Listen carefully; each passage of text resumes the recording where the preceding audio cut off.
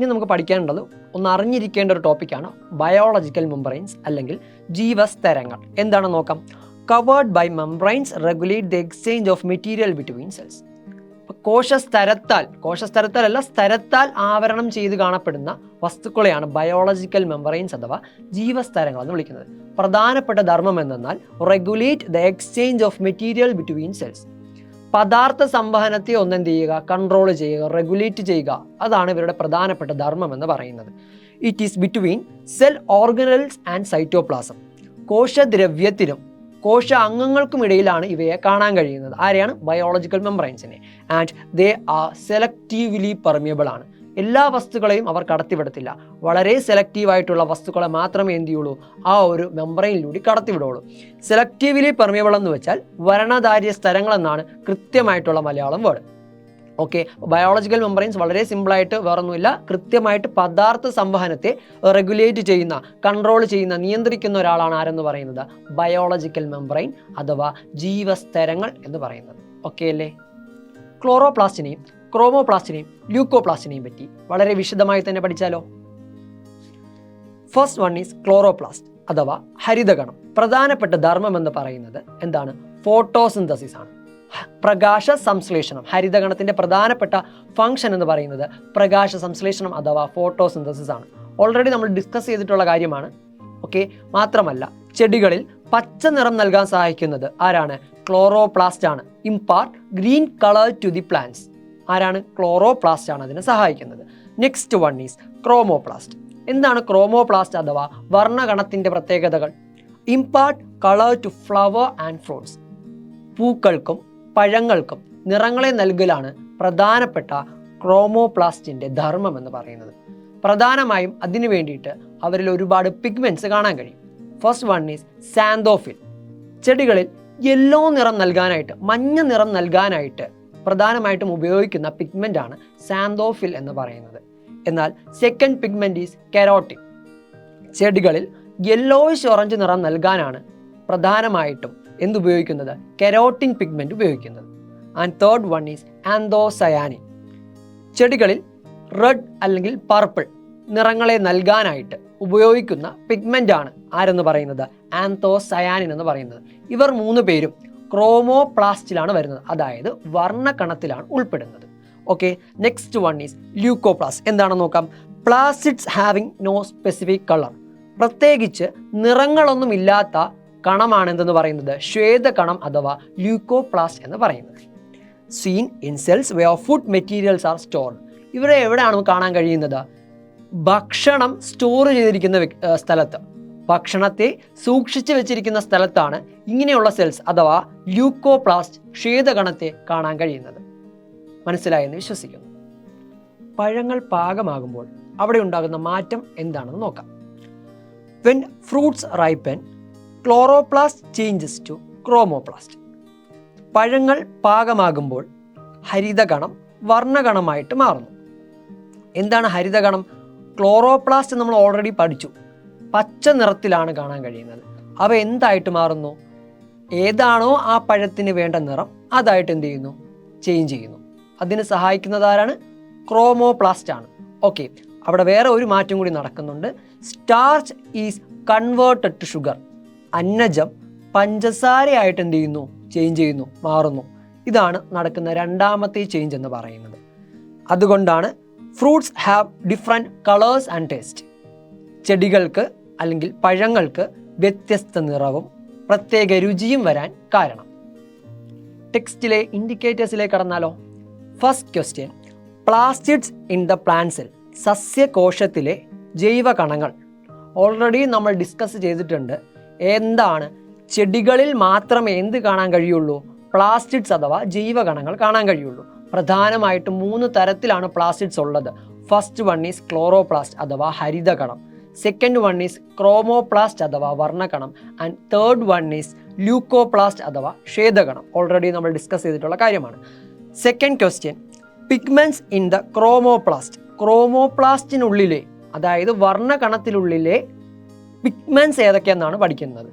നമ്മൾ already discuss ചെയ്തിട്ടുള്ള കാര്യമാണ്. യെല്ലോ നിറം കൊടുക്കുന്നു, യെല്ലോയിഷ് ഓറഞ്ച് നിറം നൽകുന്നു, റെഡ് പർപ്പിൾ നിറം നൽകുന്നു എന്ന് ഓൾറെഡി പഠിച്ചു. ആരൊക്കെയാണ്? Xanthophyll, carotene and anthocyanin. സാന്തോഫിലാണ് യെല്ലോ കളർ നൽകുന്നത്, മഞ്ഞ നിറം നൽകുന്നത് സാന്തോഫിൽ. രണ്ടാമത് യെല്ലോയിഷ് ഓറഞ്ച് നിറം നൽകാൻ സഹായിക്കുന്നതാണ് carotene.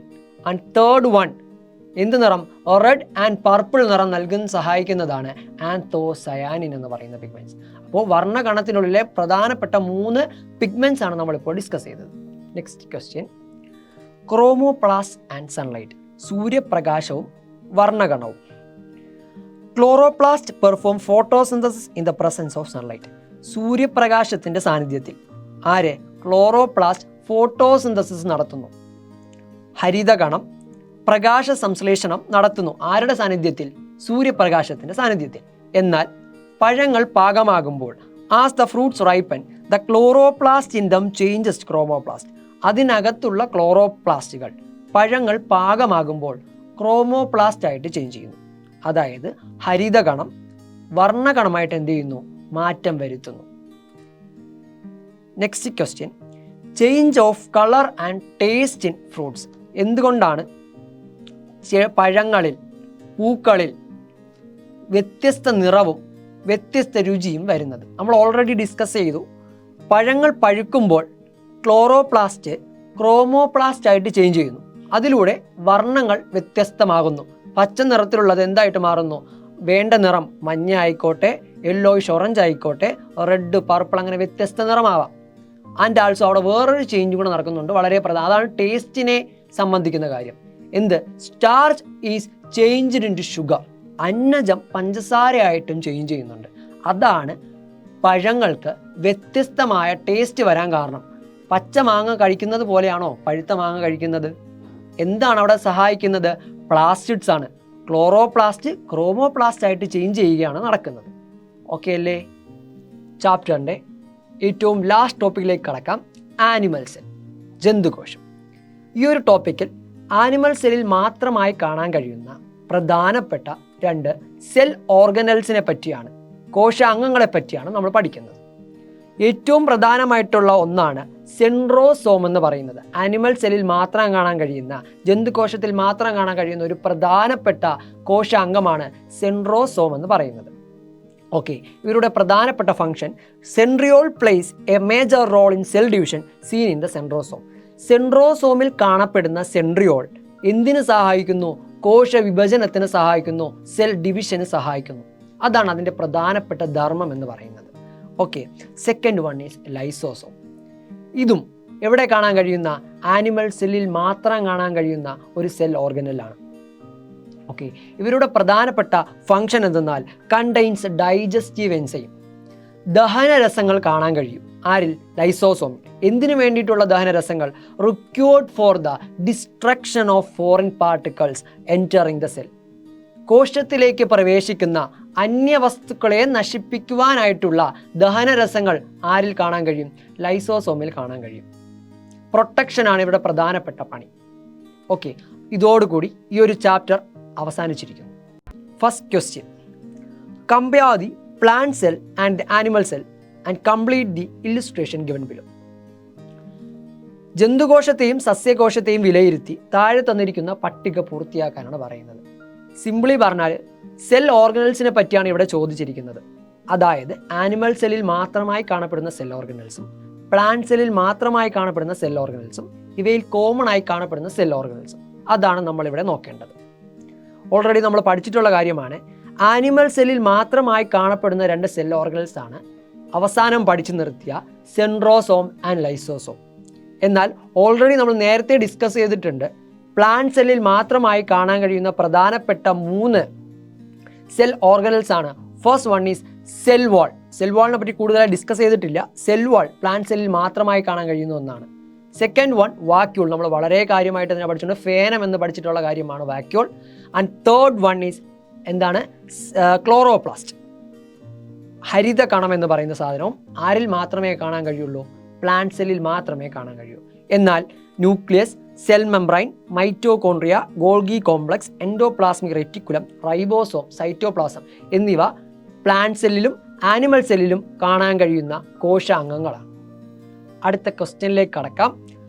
Complete the concept map related to the structure of animal cells. ജന്തുകോശങ്ങളുടെ ഘടനയുമായി ബന്ധപ്പെട്ട ആശയ ചിത്രീകരണം പൂർത്തിയാക്കുക. ജന്തുകോശത്തിൻ്റെ ഒരു ആശയ ചിത്രീകരണമാണ് താഴെ തന്നിരിക്കുന്നത്. അതിനെ പൂർത്തിയാക്കാനാണ് പറയുന്നത്. ഓൾറെഡി നമ്മൾ പഠിച്ചിട്ടുള്ള കാര്യമാണ്.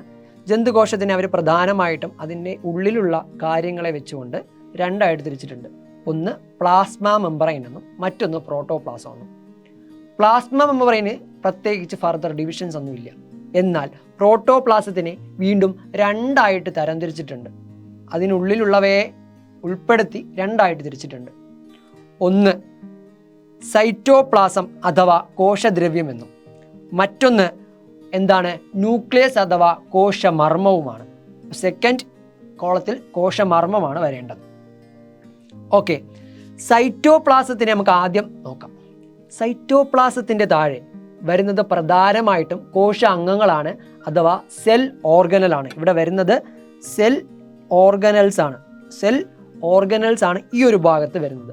പ്രധാനമായിട്ടും നമ്മൾ പഠിച്ച സെൽ ഓർഗനൽസ് ആരൊക്കെയാണ്? Ribosome, Golgi complex, endoplasmic reticulum, mitochondria, അങ്ങനെ നീണ്ടു പോകുന്ന സെൽ ഓർഗനൽസ് ആണ് ഈ ഒരു ഭാഗത്ത് നമുക്ക് ഫില്ല് ചെയ്യേണ്ടത്. ഏതൊക്കെ സെൽ ഓർഗനൽസ് ആണ്? എന്നാൽ പ്രോട്ടോപ്ലാസത്തിന് താഴെ തന്നെ സൈറ്റോപ്ലാസവും ന്യൂക്ലിയസുമായിട്ട് നമ്മൾ തരംതിരിച്ചിട്ടുണ്ട്. ഇനി ന്യൂക്ലിയസിൽ വരുന്ന ഭാഗങ്ങൾ ഏതൊക്കെയാണെന്ന് നോക്കാം. നമ്മൾ ഓൾറെഡി ഡിസ്കസ് ചെയ്തിട്ടുള്ള കാര്യമാണ്. ഏതൊക്കെയാണ്? ന്യൂക്ലിയർ മെംബ്രെയിൻ എന്നും ന്യൂക്ലിയർ പോർ എന്നും ന്യൂക്ലിയോലസ് എന്നൊക്കെ പറഞ്ഞ് നമ്മൾ ഓൾറെഡി ഡിസ്കസ് ചെയ്തിട്ടുള്ള കാര്യങ്ങളാണ്. അത് തന്നെയാണ് അവിടെ വരുന്നത്. നോക്കാം, കംപ്ലീറ്റഡ് ഫിഗർ ആണ് ഈ കാണിച്ചിരിക്കുന്നത്. പ്രോട്ടോപ്ലാസത്തിനെ പ്രധാനമായിട്ടും സൈറ്റോപ്ലാസം എന്നും ന്യൂക്ലിയസ് എന്നും രണ്ടായി തരംതിരിച്ചിട്ടുണ്ട്. സൈറ്റോപ്ലാസത്തിനെ സെൽ ഓർഗനൽസ് ആയിട്ടും സെൽ ഓർഗനൽസിൻ്റെ താഴെ ribosome, centrosome, mitochondria, endoplasmic reticulum, Golgi complex, lysosome. സെൻട്രോസോമും ലൈസോസോമും നമ്മൾ എന്താണ് ഉൾപ്പെടുത്തിയത്? കാരണം ഏത് കോശത്തെ വെച്ചാണ് നമ്മൾ വിലയിരുത്തുന്നത്? ആനിമൽ സെല്ലിനെ വെച്ചാണ് വിലയിരുത്തുന്നത്, ജന്തുകോശത്തെ വെച്ചാണ് വിലയിരുത്തുന്നത്. സോ സെൻട്രോസോമും ലൈസോസോമും നമുക്ക് ഉൾപ്പെടുത്താം. എന്നാൽ ന്യൂക്ലിയസിൻ്റെ ഭാഗത്തേക്ക് വരുമ്പോൾ കോമൺ ആയിട്ട് വരുന്ന nuclear membrane, nucleoplasm, nucleolus, nuclear pore എന്നിവയാണ് നമ്മൾ അവിടെ വെച്ചിരിക്കുന്നത്. അടുത്ത ക്വസ്റ്റ്യനിലേക്ക് കടക്കാം. Identify the parts A, B, C, D and E marked in the plant cell. ചുവടെ നൽകിയിരിക്കുന്ന പ്ലാന്റ് സെല്ലിൽ എ മുതൽ ഇ വരെയുള്ള അക്ഷരങ്ങൾ ലേബൽ ചെയ്തിരിക്കുന്ന പാർട്ടുകൾ ഏതൊക്കെയാണെന്ന് നോക്കാം. ഓൾറെഡി നമ്മൾ പഠിച്ചിട്ടുള്ളതാണ്.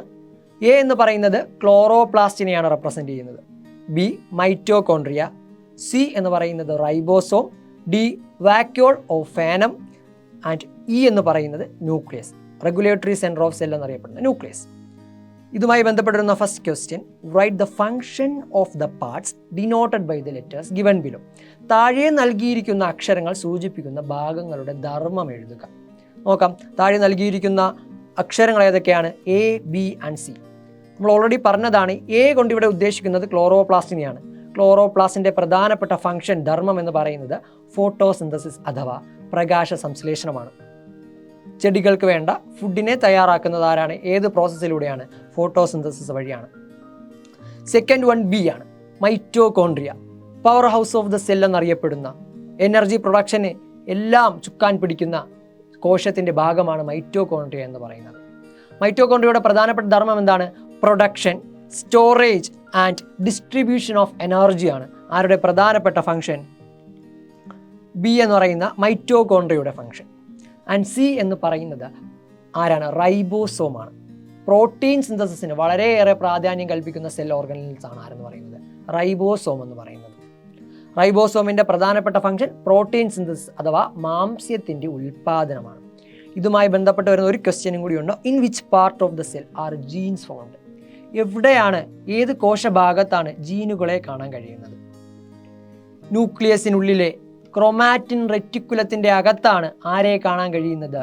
ജീനുകളെ കാണാൻ കഴിയുന്നത്. കോശമർമ്മത്തിനുള്ളിലെ ക്രോമാറ്റിൻ ജാലികൾക്കുള്ളിലാണ് ആരെ കാണാൻ കഴിയുന്നത്? ജീനുകളെ കാണാൻ കഴിയുന്നത്. ജീനുകളാണ് ന്യൂക്ലിയസിൻ്റെ എല്ലാ പ്രവർത്തനങ്ങളെയും നിയന്ത്രിക്കുകയും ഏകോപിപ്പിക്കുകയും ചെയ്തതെന്ന് നമ്മൾ പഠിച്ചതാണല്ലോ.